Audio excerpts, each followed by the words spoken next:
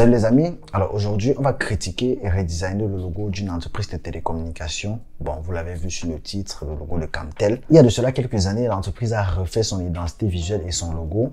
Et aujourd'hui, on va pouvoir essayer d'analyser ce qui marche sur le logo et ce qui ne marche pas sur le logo. Et pourquoi pas un redesign? Alors, avant d'aller au logo actuel, nous avons là le tout premier logo de la marque Camtel. C'est vrai, il est vraiment complexe. C'est un logo complexe. Il peut ne pas être... alors, il n'est pas vraiment cohérent.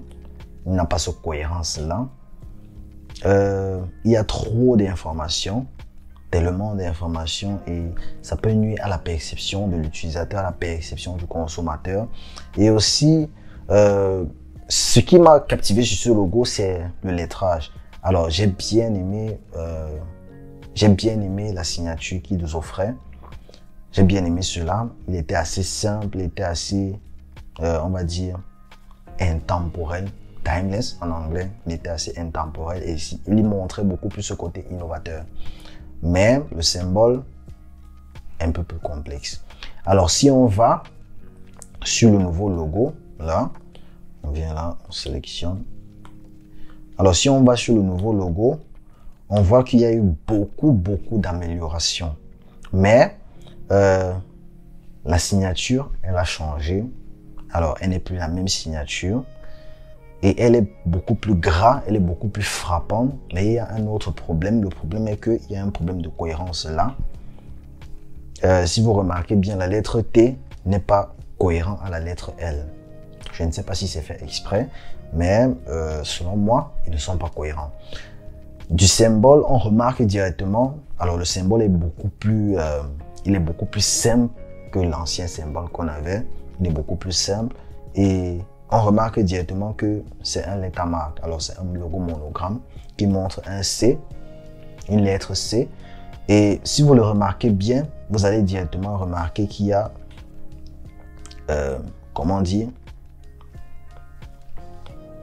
il y a là un espace négatif de serrure. Si vous le remarquez bien. Et là, après cela, nous avons un autre symbole qui montre le partage, on va dire la communication. Ça peut être la communication, ça peut être la communication, ça peut être la connexion Internet, ça peut être en fait tout ce qui englobe la communication, tout ce qui englobe la télécommunication. Et là, elle est assez cohérente. Ouais, elle est assez cohérente. Mais sur ce côté-là, je ne sais pas si ça a été fait exprès, ce côté de serrure, je ne sais pas. Alors, je n'arrive pas à comprendre pourquoi ils ont voulu faire cet espace négatif sous forme de serrure. Et de ce logo, ce qu'on va faire, c'est qu'on va essayer de faire quelque chose d'assez simple comme ce qu'on a là, mais pas trop frappant, pas trop bold parce qu'il est assez gras, il est tellement gras. Alors, on va essayer de faire quelque chose d'assez simple, quelque chose qui est plus cohérent et plus adapté. Alors tout d'abord, avant de faire le redesign, on va passer par la cartographie des mots. Alors c'est une étape que je saute beaucoup quand je redesign vos logos, mais vu que j'ai déjà beaucoup d'informations concernant cette entreprise-là, il est nécessaire de le faire. Nous avons là les valeurs de la marque. Alors ces valeurs, s'ils sont prises directement sur le site web de l'entreprise, alors vous pouvez directement aller checker. Alors de ces mots, on va pouvoir faire une cartographie des mots pour ressortir des mots-clés pour créer notre sketch. Alors là, on va choisir quelques valeurs assez importantes. Tout d'abord, on va choisir, je crois, la responsabilité. Ce qui va suivre, on va prendre alors la responsabilité. Alors l'intégrité, je me dis l'intégrité fait partie de la responsabilité et aussi l'engagement. Donc on va prendre peut-être le professionnalisme. Ensuite, on va prendre quoi? L'esprit d'équipe, très important. La qualité, l'innovation et le patriotisme. Alors, on va tout d'abord commencer par la responsabilité. On va écrire là. Responsabilité. On va l'encercler. Alors, de la responsabilité, alors, quel mot englobe la responsabilité? On va commencer, on va dire la fiabilité. Alors, si tu es responsable, ça veut dire que tu es fiable. Si tu es responsable, on va aussi dire que tu es conscient de ce que tu fais. Dans la conscience. On va aussi dire l'engagement, comme on a dit tout à l'heure. L'engagement, l'intégrité. Alors, quelqu'un de conscient est aussi intègre. On va dire quoi? L'éthique. Je pense que c'est tout. On va s'arrêter là.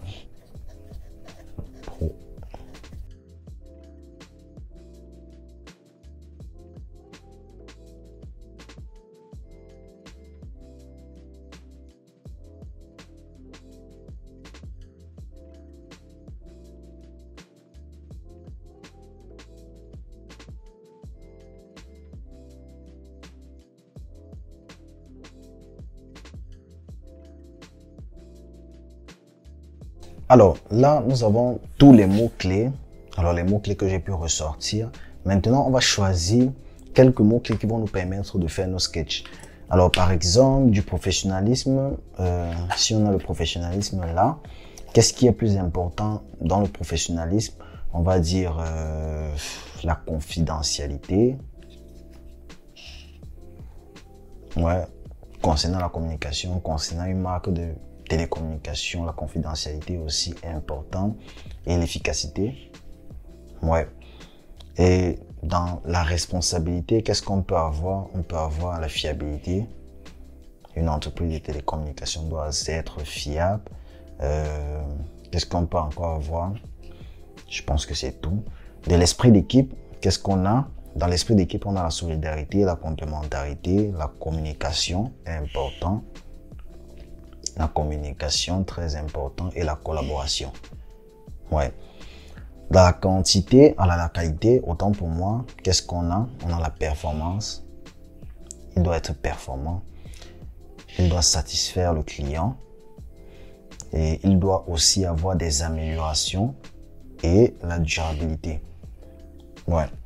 Alors, dans l'innovation, qu'est-ce qu'on a? On a le développement, on a la technologie.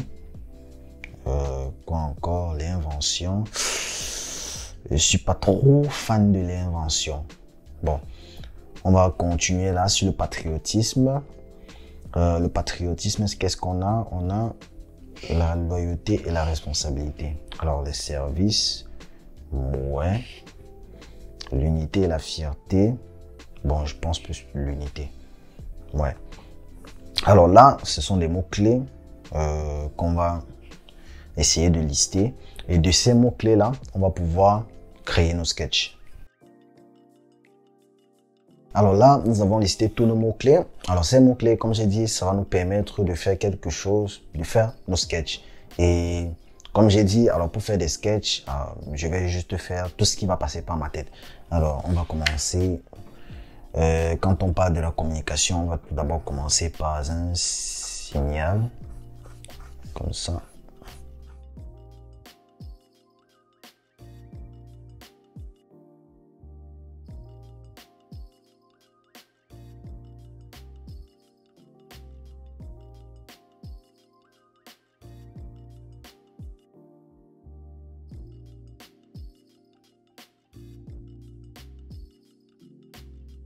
Alors là, présentement, vous avez quelques petits croquis. Alors j'ai fait tout ce qui me passait par la tête, tout ce qui avait à voir avec la communication, avec la télécommunication. Et de tous ces sketchs-là, j'ai eu beaucoup plus un coup de cœur pour ces deux-là. Alors, ces deux symboles-ci là, parce qu'ils renferment, alors ils montrent beaucoup plus ce côté de communication, ce côté de confidentialité. Alors, toutes les valeurs qu'on a choisies, alors, ils passe plus dans ce sens-là. Alors, ce qu'on va faire, on va refine ce sketch. Alors, on va faire quelque chose de plus beau. Alors, on va dessiner. Bon, nous avons là nos sketchs, ce qu'on a déjà eu à faire. Bon, je pense que j'ai déjà une idée de ce que je vais faire. De tous ces sketchs-là, comme je l'ai dit, il y a deux sketchs qui m'ont beaucoup plus parlé. Il y a ce cercle-là et ce deuxième cercle là. Alors ces deux cercles, On va essayer de les... On va essayer de faire... Alors, on va essayer de les vectoriser. On va venir là. On va créer quelque chose en blanc. Comme ça. On va créer quelque chose en noir. On va créer 2 cercles. On va créer 2 cercles comme ça.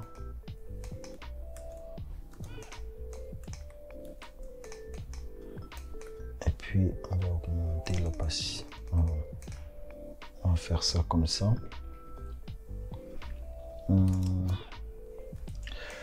Si on change comme ça,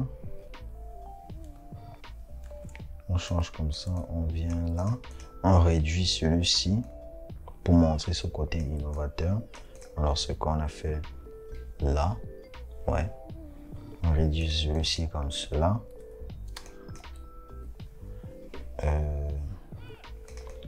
Une autre proposition, ce qu'on peut faire, c'est quoi? On vient là. On vient là. On prend celui-ci, on duplique et on le réduit comme ça. On va essayer de voir comment ça se présente. Bien là, on le place comme ça. Ouais, ça peut donner. Alors, pour vous rappeler, on doit avoir quelque chose d'assez géométrique, quelque chose qui passe.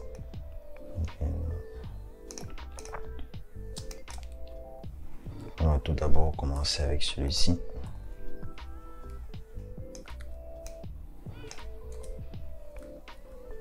On va venir là.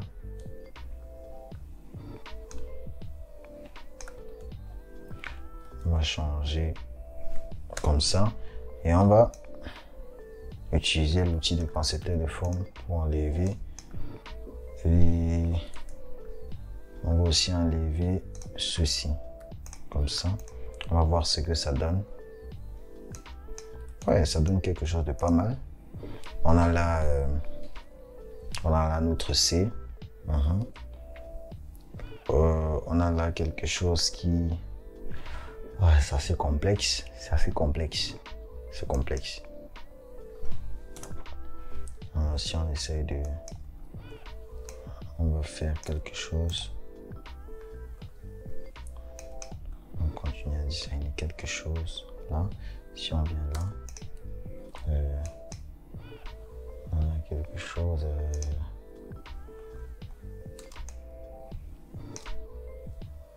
Ouais, quelque chose de très facile. Je pense qu'on va utiliser beaucoup plus les couleurs pour travailler là-dessus. Alors, on augmente un tout petit peu ceci comme ça. On vient là un peu. Voilà. Et puis, on utilise l'outil de concepteur de forme. On les divise. On utilise ceci. On change en bleu. Un bleu assez clair. Voilà. Et puis, on va avoir un contraste entre 2 couleurs. Parce que ceci, on veut un violet clair. Ouais. Violet qui signifie beaucoup plus l'innovation. Un violet assez clair, comme ça. Et puis on va prendre un contraste entre les deux. Pourquoi pas soit un bleu foncé ou un violet très sombre. Ouais, quelque chose comme ça. Ouais, ça peut passer.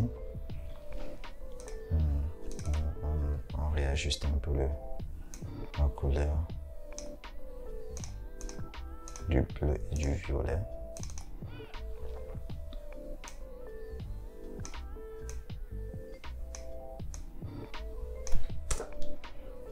Ouais, je pense qu'on va les laisser comme ça. Alors, on va tester une nouvelle typographie. On va utiliser une nouvelle typographie. Une typographie assez moderne. On va mettre le nom comme tel.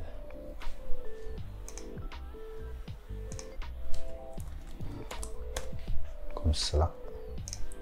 Bien, on l'agrandit. Alors, vu qu'on va avoir quelque chose de très innovatif. On va chercher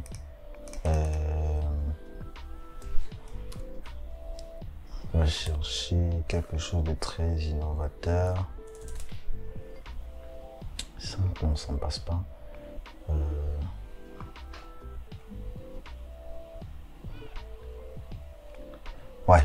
Ouais, cette typographie-là, la typographie Gilroy. On va venir là.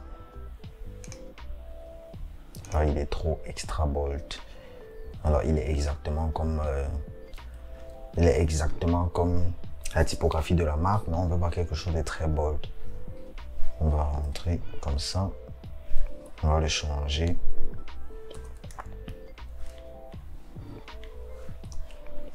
J'ai comme ça en contour. Et puis on va augmenter l'épaisseur. On veut quelque chose qui ne soit pas très bold et aussi pas très fin. Donc, on va le mettre là comme ça à 10. Non, on va dire 12. Ouais, ça peut passer. On va le décomposer. Ouais. Et puis, on va travailler les lettrages. Très important. On va venir là. On va travailler les lettrages. On le copie. On le dégroupe. Et on travaille sur les lettrages. Alors, pour travailler sur les lettrages, c'est simple. Bon, c'est vrai que j'ai un œil assez fin, mais pour travailler facilement sur les lettrages, vous pouvez juste créer un rectangle là, comme ça,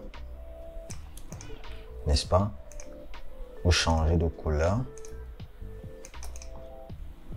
On va changer de couleur, hein, comme ça. Et puis, vous le dupliquez sur chaque lettre.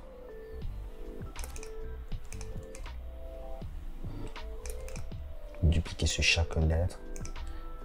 Et ils doivent être assez cohérents. Comme ça.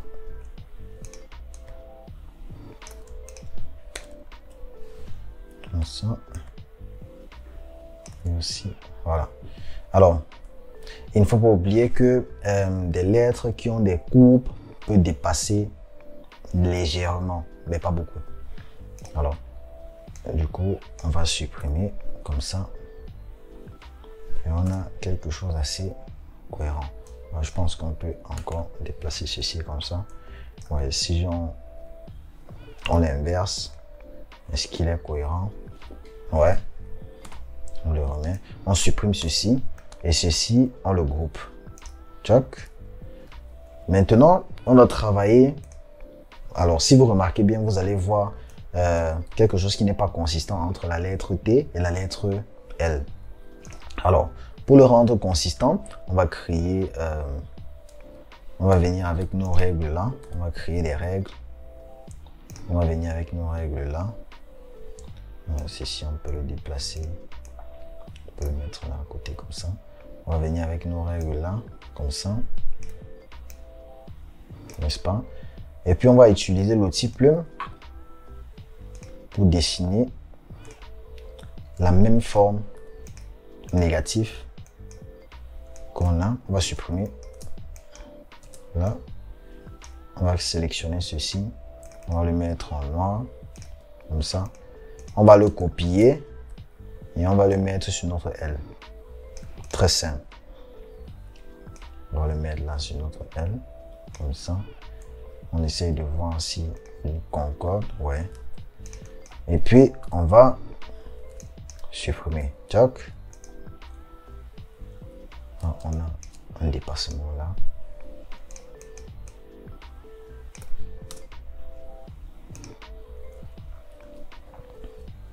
Alors, nous avons là la signature de notre logo. Alors, ce qu'on va faire, on va prendre le symbole de notre logo.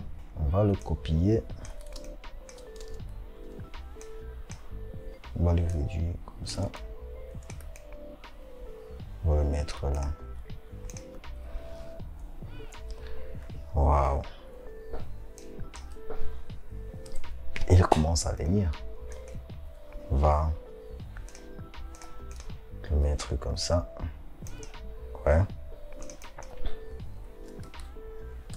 Alors pour les couleurs, si vous le remarquez bien, la signature du logo est assez alors il est très sombre, il est très noir. Alors pour avoir ce contraste là, il faut quelque chose qui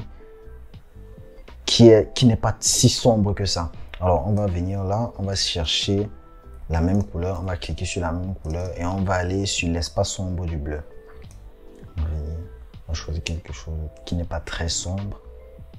Voilà. On va le choisir. Et puis, on va le grouper. On va les grouper comme ça. Alors, on essaye de tester si, pourquoi pas ne pas le faire plus petit. Ouais. Faire le symbole assez petit. Je pense que le symbole sera plus mieux s'il est grand. Comme ça. Ouais. Ouais, là je pense qu'il est mieux comme ça. Ouais. Alors, on va copier ceci. On va le copier comme ça. Et puis on va le mettre au milieu. Oh, je n'ai pas groupé. Puis on va le mettre au milieu, comme ça. Essaye de voir. Waouh. C'est très joli. Très simple. Très minimaliste. Il a ce côté innovateur. Il a ce côté intemporel. Bon, c'est vrai, il semble très simple, mais comme j'ai dit, c'est dans le branding que vous comprenez si le logo est cohérent ou bien si le logo est approprié ou pas. Voilà, nous avons le nouveau logo. Est-ce qu'il est plus approprié? Est-ce qu'il est plus cohérent que l'ancien logo? N'hésitez pas à me le dire en commentaire. Le résultat final de ce logo-là, parce que j'ai fait le branding, j'ai fait une proposition d'identité visuelle à la fin de la vidéo. Alors, si vous avez aimé cette vidéo, n'hésitez pas à liker, commenter, partager. Je vous laisse avec le résultat final.